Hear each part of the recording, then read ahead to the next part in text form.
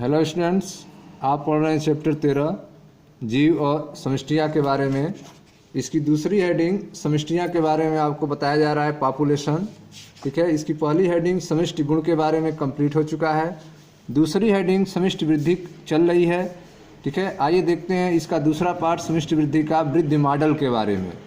ठीक है, पिछले वीडियो में हमने समष्टि वृद्धि के बारे में आपको चर्चा किया है और इसमें यह फार्मूला आपको बताया गया है Nt+1 = Nt+B+i-D+e के बारे में।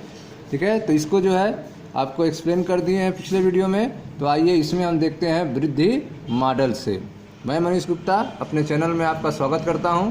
आइए स्टार्ट करते हैं वृद्धि मॉडल। देखें ध्यान से, क्या किसी समष्टि की वृद्धि समय के साथ किसी विशिष्ट और प्रगुक्ति योग्य प्रतिरूप दर्शाती है?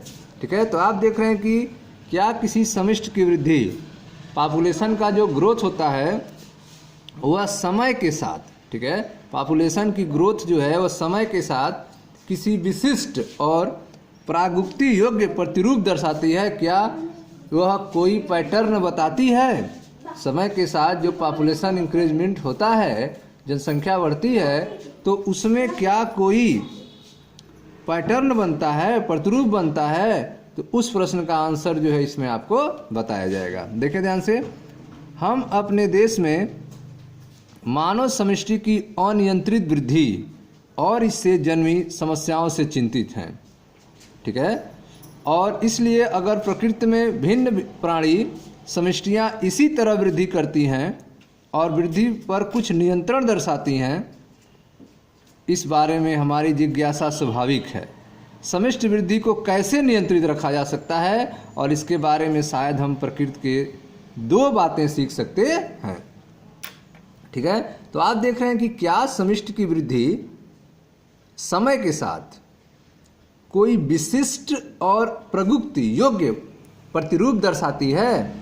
टाइम पीरियड के साथ जो पॉपुलेशन ग्रोथ होता है, क्या उसमें कोई आपस में प्रगुक्ति या फिर प्रतिरूप दर्शाती है? यह आपका क्वेश्चन है। हम अपने देश में मानव समष्टि की अनियंत्रित वृद्धि, ठीक है, ह्यूमन पॉपुलेशन में अनकंट्रोल्ड वृद्धि और इससे जन्मी समस्याओं से चिंतित हैं। जब जनसंख्या पॉपुलेशन जो है अनकंट्रोल होने लगेगा, इससे तमाम समस्याएं उत्पन्न होंगी। और इसलिए अगर प्रकृति में भिन्न प्राणी समष्टियाँ इसी तरह वृद्धि करती हैं, नेचर में अगर अलग अलग जो एनिमल्स पॉपुलेशंस हैं वह इसी तरह से वृद्धि करती रहें अथवा वृद्धि पर कुछ नियंत्रण दर्शाती हैं, ठीक है, इसी तरह वह वृद्धि करती रहती हैं। जैसे मानव पॉपुलेशन की वृद्धि होती है अनियंत्रित रूप से, समस्या पैदा होती हैं, क्या उसी तरह से नेचर में भी जो एनिमल्स हैं वे अपने पॉपुलेशन को ग्रोथ करते रहते हैं या वृद्धि पर कुछ नियंत्रण दर्शाती हैं? ठीक है, इसको आपको फाइंड करना है। इस बारे में हमारी जिज्ञासा स्वाभाविक है। ठीक है, इसको जानना जरूरी है। समष्टि वृद्धि को कैसे नियंत्रित रखा जा सकता है, पॉपुलेशन ग्रोथ को कैसे कंट्रोल किया जा सकता है, इस बारे में शायद हम प्रकृति से दो बातें सीख सकते हैं। ठीक है, पहला है चरघातांकी वृद्धि। पहला है चरघातांकी वृद्धि। देखें ध्यान से, किसी समष्टि की अबाधित वृद्धि के लिए स्पष्ट संसाधन उपलब्ध होना आवश्यक है। ठीक है, कोई भी पॉपुलेशन बिना रुके हुए, बिना अबाधित हुए, ठीक है, लगातार बढ़ता रहे, जनसंख्या लगातार बढ़ती रहे, इसके लिए आहार और स्थान, ठीक है, आहार और स्थान उपलब्ध होना आवश्यक है। किसी समष्टि की अबाधित वृद्धि के लिए स्पष्ट संसाधन अर्थात आहार और स्थान उपलब्ध होना आवश्यक है।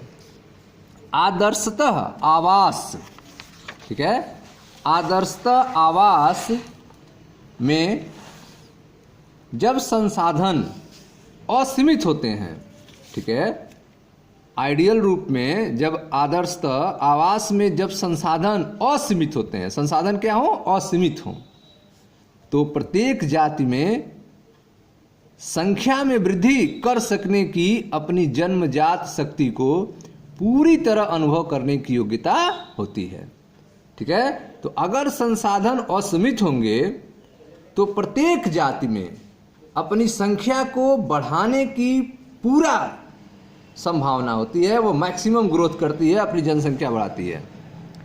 जब संसाधन असीमित होते हैं तो प्रत्येक जाति में संख्या में वृद्धि कर सकने की अपनी जन्मजात शक्ति को पूरी तरह अनुभव करने की योग्यता होती है। जैसा कि डार्विन ने अपने प्राकृतिक वर्ण के सिद्धांत को प्रतिपादित करते हुए प्रेक्षित किया था। ठीक है, जिसमें डार्विन ने कहा था जीवों में संतानोत्पत्ति की प्रचुर क्षमता होती है। जीव जो हैं अपनी मैक्सिमम जनसंख्या को उत्पन्न करते हैं। ठीक है, तब समष्टि चर घातांकी एक्सपोनेंशियल अथवा ज्यामितीय ज्योमेट्रिकल शैली में वृद्धि करती है। ठीक है, तो जब संसाधन असीमित होते हैं तो प्रत्येक जाति में संख्या में वृद्धि कर सकने की अपनी जन्मजात शक्ति को पूरी तरह अनुभव करने की योग्यता होती है। उस समय समष्टि जो है, जो पॉपुलेशन होता है, वह चर घातांकी अथवा ज्यामितीय शैली में वृद्धि करता है। ठीक है, तो जो समष्टि है, पॉपुलेशन है, वह एक्सपोनेंशियल रूप से अथवा ज्योमेट्रिकल रूप से ग्रोथ करता है, वृद्धि करता है। तो आइए समझते हैं एक्सपोनेंशियल और ज्योमेट्रिकल क्या है। अगर n साइज की समष्टि में, कैपिटल N साइज की समष्टि में जन्म दरें, ठीक है, कुल संख्या नहीं बल्कि प्रति व्यक्ति जन्म की बात की जा रही है।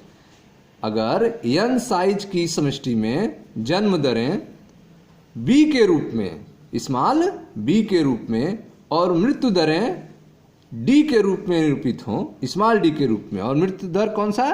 प्रति व्यक्ति मृत्यु दर स्मॉल d के रूप में निरूपित की जाती हैं, तब इकाई समय, ठीक है, इकाई समय अवधि में, इकाई समय अवधि स्मॉल t dn/dt के दौरान वृद्धि या कमी निम्नलिखित होगी। ठीक है, तो आप देख रहे हैं कि अगर कैपिटल N साइज की समष्टि में जन्म दर अर्थात प्रति व्यक्ति जन्म दर की बात हो रही है यहाँ पे, ठीक है, क्या हो? स्मॉल b के रूप में हो, और मृत्यु दर जो है स्मॉल d के रूप में हो, तो इकाई समय अवधि स्मॉल t में, स्मॉल t के दौरान वृद्धि या कमी जो होगी वह होगी dn/dt equal to b minus D into capital N। dn/dt equal to b minus D into capital N। यहाँ पर dn/dt क्या है? इकाई समय अवधि है dn/dt, ठीक है, जो समाकलन के रूप में यहाँ दिया गया है dn/dt। b क्या है? बर्थ रेट है, d क्या है? डेथ रेट है, और n क्या है? पॉपुलेशन साइज है। मान लीजिए बर्थ और डेथ रेट के दोनों का डिफरेंस जो है स्मॉल r है, ठीक है, जहां r क्या है? प्राकृतिक वृद्धि की इंट्रिंसिक दर है, प्राकृतिक वृद्धि की इंट्रिंसिक दर है स्मॉल r, जो कैसे निकलता है? b माइनस डी से। बर्थ रेट और डेथ रेट को माइनस करने पर स्मॉल r निकलता है, तो b माइनस डी की जगह स्मॉल r यूज करेंगे तो हो जाएगा dn/dt equal to r capital N, dn/dt equal to small r into capital N। ठीक, इस समीकरण में स्मॉल r प्राकृतिक वृद्धि की इंट्रिंसिक दर कहलाती है, प्राकृतिक वृद्धि की इंट्रिंसिक दर कहलाती है, और समष्टि वृद्धि पर किसी भी जैविक अथवा अजैविक कारक के प्रभाव को निर्धारित करने के लिए बहुत महत्वपूर्ण प्रांचल है। ठीक है, तो यहाँ पर dn/dt equal to small r into capital N में जो स्मॉल r है उसे प्राकृतिक वृद्धि की इंट्रिंसिक दर कहते हैं, और यह समष्टि वृद्धि पर किसी भी जैविक अथवा अजैविक कारक के प्रभाव को निर्धारित करने के लिए बहुत महत्वपूर्ण प्रांचल है।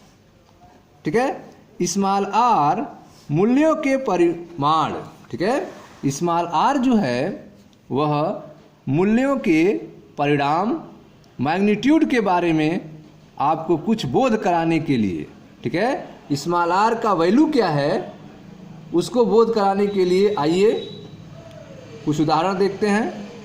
स्मॉल आर मूल्यों के परिणाम अर्थात मैग्नीट्यूड के बारे में आपको कुछ बोध कराने के लिए देखें ध्यान से।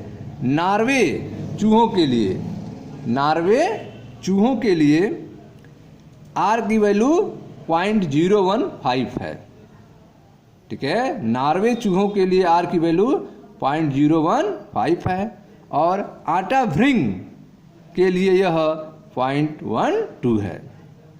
ठीक है, 1981 में भारतवर्ष में, 1981 में भारतवर्ष में मानव समष्टि के लिए स्मॉल आर का मान 0.0205 थी। ठीक है, 1981 में भारतवर्ष में जो मानव समष्टि के प्राकृतिक वृद्धि की जो इंट्रिंसिक दर थी उसका मान था 0.0205। ठीक है, अब आपसे एक प्रश्न है कि वर्तमान समय में आर का मान क्या है, पता कीजिए, कमेंट बॉक्स में आंसर दीजिएगा आप। इसके परिकलन के लिए आपको जन्म दरों और मृत्यु दरों को पता होना चाहिए, तभी आप स्मॉल आर का मान निकाल सकते हैं। ठीक है, तो यह जो समीकरण आप पढ़ें dn/dt equal to small R capital N, ठीक है, तो यह ऊपर दिया गया समीकरण समष्टि की चर घातांकी अथवा ज्यामितीय वृद्धि बताता है। ठीक है, तो उपरोक्त समीकरण जो है वह पॉपुलेशन की एक्सपोनेंशियल अथवा ज्योमेट्रिकल ग्रोथ को बताता है। चित्र 13.5 देखें ध्यान से। ये आप देख रहे हैं ग्राफ बना हुआ है जिसमें x एक्सिस पर समय टाइम को लिया गया है और y एक्सिस पे आप देख रहे हैं समष्टि घनत्व पॉपुलेशन डेंसिटी कैपिटल N को लिया गया है। ठीक है, इस ग्राफ में आप देख रहे हैं दो ग्राफ खींचा गया है, ओ और बो। ठीक है, ये जो ग्राफ हैं ये समष्टि वृद्धि वक्र के ग्राफ हैं। तो पहला आप देखें ओ वाले में आप देख रहे हैं रेड लाइन से इसको बनाया गया है जो dn/dt equal to small R into capital N को बता रहा है। और यहाँ पे जो शेप बन रहा है वह जे का आकार बन रहा है। ठीक है, यहाँ पे जो शेप है ओ वाला वो कैसा है, जे के आकार का है। तो यह क्या बता रहा है ओ, जब अनुक्रियाएं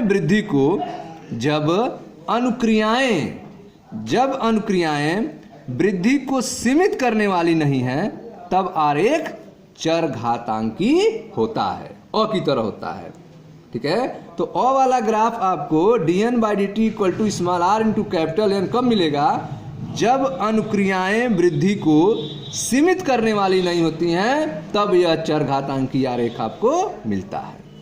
ठीक है, वो वाला ग्राफ कब मिलेगा, जब अनुक्रियाएं वृद्धि के लिए सीमाकारी हैं।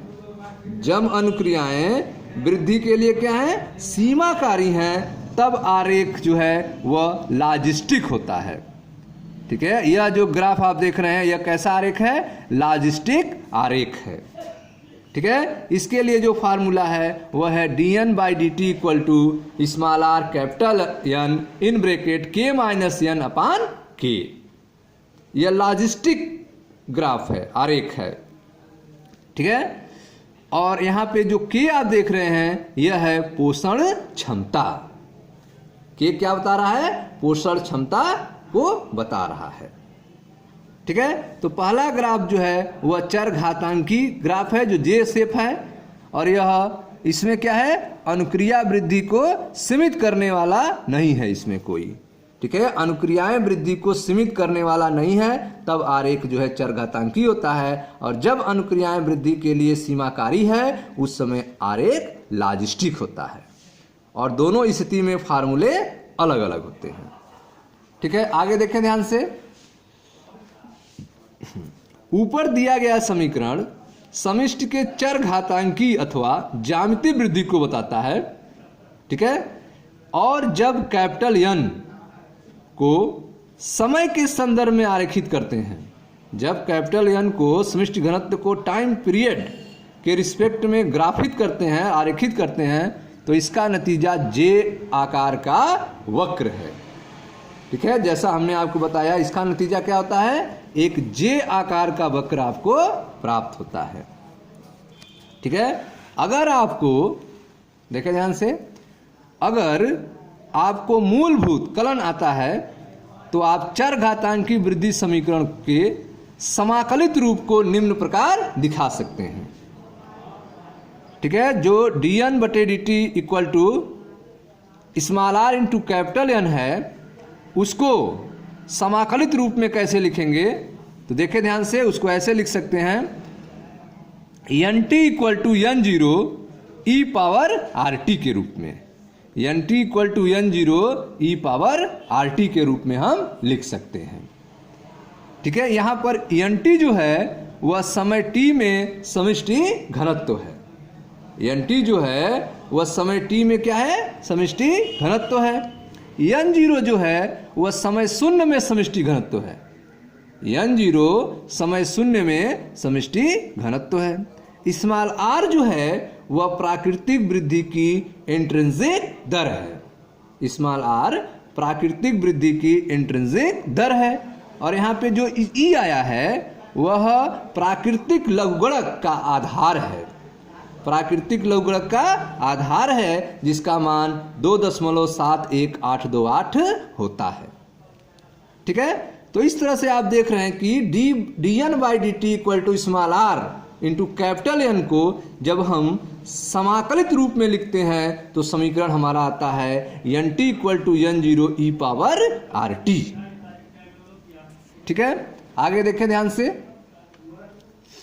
असीमित संसाधन, असीमित संसाधन परिस्थितियों में चर घातांकी रूप से वृद्धि करने वाली कोई भी जाति, असीमित अगर संसाधन उपलब्ध हो और चर घातांकी रूप से ग्रोथ हो, तो वृद्धि करने वाली कोई भी जात थोड़े समय में ही विशाल समिष्टि घनत्व तक पहुंच सकती है, थोड़े समय में ही, ठीक है। उसका जो पॉपुलेशन डेंसिटी है वह बहुत बड़ा हो सकता है। असीमित संसाधन परिस्थितियों में चर घातांकी रूप से वृद्धि करने वाली कोई भी जाति थोड़े समय में ही विशाल समिष्टि घनत्व तक पहुंच सकती है। डार्विन ने दर्शाया कि हाथी जैसा धीमे बढ़ने वाला प्राणी, हाथी जैसा धीमे बढ़ने वाला प्राणी रोक न होने पर विशाल संख्या तक पहुंच सकता है, ठीक है। चर घातांकी रूप से वृद्धि करने पर विशाल समिष्टि कितनी जल्दी निर्मित हो जाती है, ठीक है। अगर चर घातांकी रूप से वृद्धि हो तो एक विशाल पॉपुलेशन जो है कितनी जल्दी निर्मित हो सकता है, इसके बारे में निम्नलिखित किस्सा लोकप्रिय है। ध्यान से देखें, राजा और मंत्री शतरंज खेलने बैठे। अपनी जीत के प्रति आश्वस्त राजा मंत्री द्वारा प्रस्तावित किसी शर्त को स्वीकार करने के लिए तैयार था, ठीक है। तो आप देख रहे हैं मंत्री और राजा जो है शतरंज खेलने बैठे हैं और राजा को 100% कॉन्फिडेंस है कि वह जीत जाएगा। राजा जो है अपनी जीत के प्रति क्या है, आश्वस्त है, ठीक है। तो मंत्री द्वारा जो है, मंत्री ने एक शर्त रखा है उसके सामने, मंत्री जो है किसी शर्त को स्वीकार करने के लिए तैयार था। राजा जो है मंत्री के शर्त को स्वीकार करने के लिए तैयार था, क्योंकि राजा जो है अपने जीत का के लिए 100% आश्वस्त था कि हम जीत जाएंगे। मंत्री ने क्या शर्त रखी थी, ध्यान दीजिएगा। मंत्री ने नम्रतापूर्वक कहा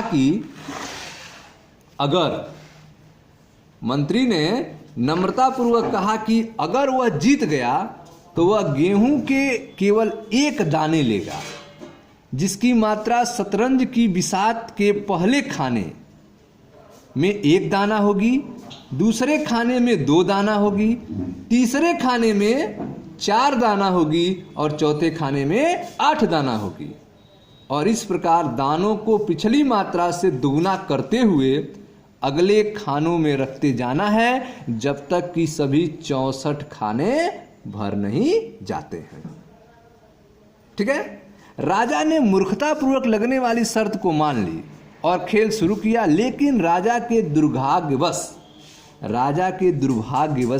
मंत्री जीत गया।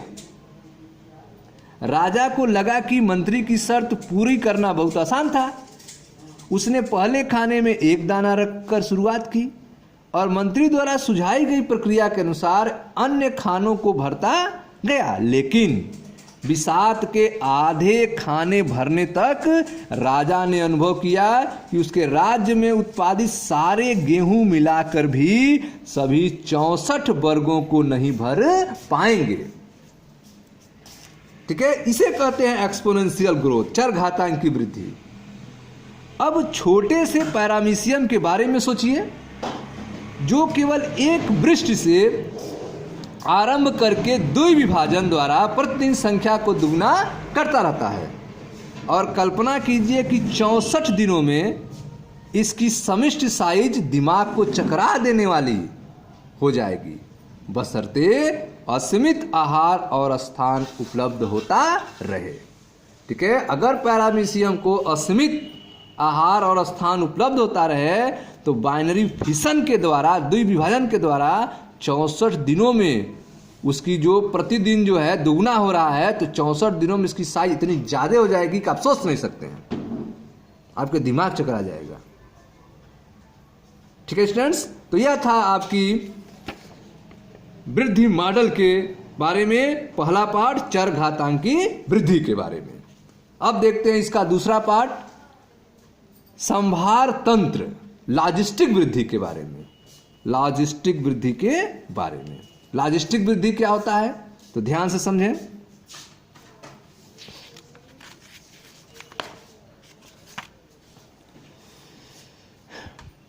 प्रकृति में किसी भी समिष्टि के पास इतने असीमित संसाधन नहीं होते हैं कि चरघातांकी वृद्धि होते रहे। ठीक है। तो आप देख रहे हैं कि जो नेचर है, प्रकृति है, उसमें किसी भी पॉपुलेशन के बाद पास इतनी असीमित संसाधन नहीं होते हैं कि उनकी चरघातांकी वृद्धि होती रहे। ठीक है। इसके कारण सीमित संसाधनों के लिए व्यष्टियों में स्पर्धा होती है। ठीक है। सीमित संसाधन के लिए पॉपुलेशन में कंपटीशन होता है, प्रतिस्पर्धा होती है। ठीक है। इसीलिए जो है प्रकृति के किसी भी पॉपुलेशन के पास इतने असीमित संसाधन नहीं होते हैं कि चरघातांकी वृद्धि होते रहे। ठीक है। इसके कारण सीमित संसाधन के लिए व्यष्टियों में प्रतिस्पर्धा होती है, कंपटीशन होती है। आखिर में योग्यतम व्यष्टि जीवित रहेगा और जनन करेगा। आखिरी में जो योग्यतम होता है वह वृद्धि करता है और वह जीवित रहता है, जनन करता है, अपनी पॉपुलेशन को ग्रोथ करता है। अनेक देशों की सरकारों ने भी इस तथ्य को समझा और मानव समिष्ट वृद्धि को सीमित करने के लिए विभिन्न प्रतिबंध लागू किए हैं।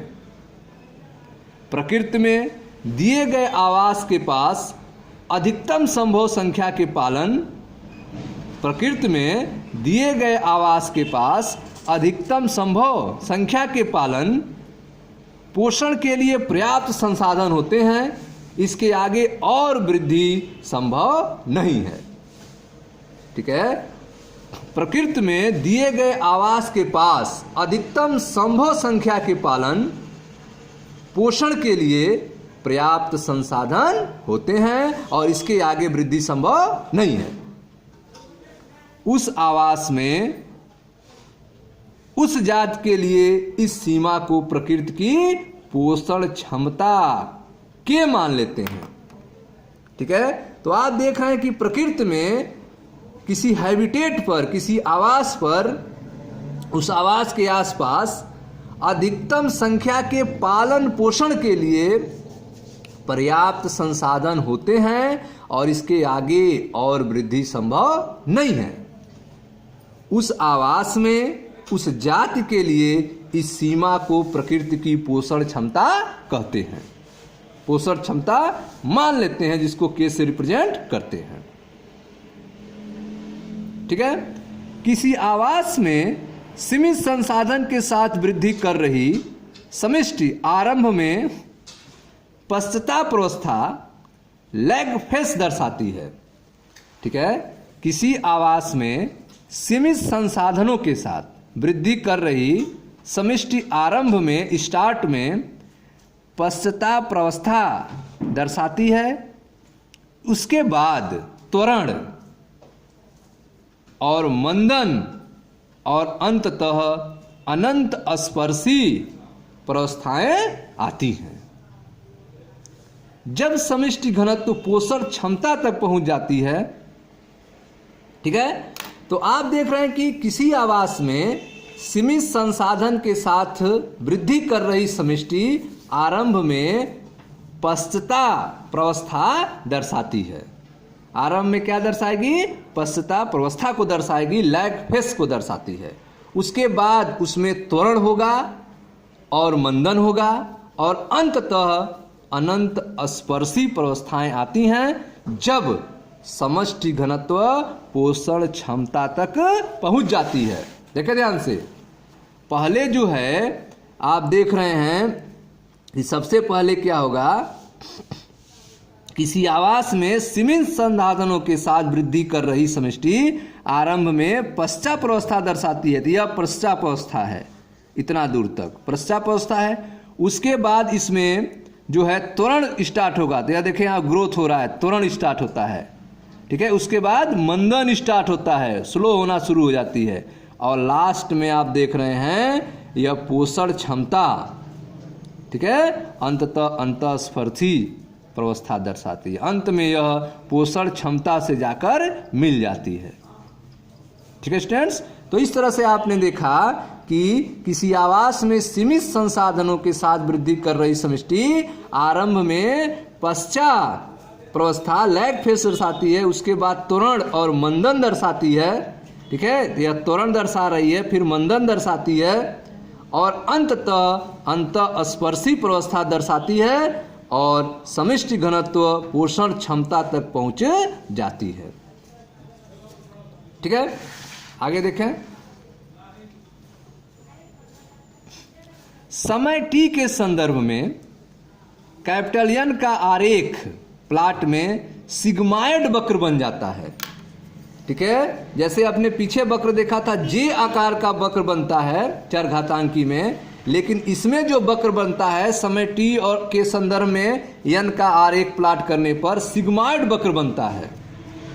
ठीक है। इस प्रकार की समष्टि वृद्धि विहुस्ल पर्ल लॉजिस्टिक वृद्धि कहलाती है।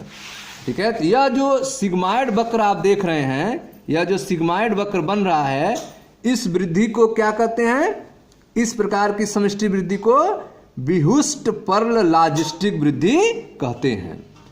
विहुष्ट पर्ल लॉजिस्टिक वृद्धि कहते हैं और इसको निम्नलिखित समीकरण द्वारा वर्णित करते हैं। dN/dt = Rn K-N/K के द्वारा इसको प्रदर्शित करते हैं। ठीक है। तो इस तरह से आप देख रहे हैं कि समय टी के संदर्भ में कैपिटल एन का आरेख प्लाट से सिग्माइड वक्र बन जाता है और इस प्रकार की समष्टि वृद्धि विहुष्ट पर्ल लॉजिस्टिक वृद्धि कहलाता है और इसका निम्नलिखित समीकरण द्वारा वर्णन करते हैं। dN/dt = Rn K-N/K, जहां n समय टी पर समष्टि घनत्व है। n क्या है? समय टी पर समष्टि घनत्व है। स्मॉल r जो है प्राकृतिक वृद्धि की इंट्रिंसिक दर है। k जो है पोषण क्षमता है। ठीक है। अधिकांश प्राणियों की समष्टि में वृद्धि के लिए संसाधन परिमित हैं और देर सवेर सीमित होने वाले हैं, इसलिए लॉजिस्टिक वृद्धि मॉडल को अधिक यथार्थपूर्ण माना जाता है। ठीक है। तो कौन जो है मॉडल सही है, चरघातांकी सही है कि लॉजिस्टिक सही है? तो आप जान रहे हैं कि अधिकांश प्राणियों की समष्टियों में वृद्धि के लिए संसाधन क्या होते हैं? परिमित होते हैं, फाइनाइट हैं। इनफाइनाइट नहीं, फाइनाइट हैं, परिमित हैं और देर सवेर सीमित होने वाले हैं, देर सवेर खत्म होने वाले हैं। इसलिए लॉजिस्टिक वृद्धि मॉडल को अधिक यथार्थपूर्ण माना जाता है। ठीक है, तो इस तरह से आपने देखा कि अधिकांश प्राणियों की समष्टियों में वृद्धि के लिए संसाधन परिमित हैं, फाइनाइट हैं और देर सवेर सीमित होने वाले हैं। इसलिए लॉजिस्टिक वृद्धि मॉडल को अधिक यथार्थपूर्ण माना जाता है। सरकारी गणना, ठीक है, सरकारी जनगणना से भारतवर्ष के लिए पिछले 100 वर्षों की समष्टि आंकड़ों एकत्रित कीजिए, उन्हें आरेखित कीजिए और जांचिए कि कौन सा वृद्धि प्रतिरूप अस्पष्ट है, उसमें एक्सपोनेंशियल हो रहा है कि लॉजिस्टिक हो रहा है, इसकी पता कीजिए। मैं मनीष गुप्ता अपने चैनल में आपका स्वागत करता हूं। मिलता हूं नेक्स्ट वीडियो में। मेरे चैनल को आप सब्सक्राइब करें, लाइक करें, शेयर करें ताकि जो है आपको नेक्स्ट वीडियो मिलता रहे। धन्यवाद।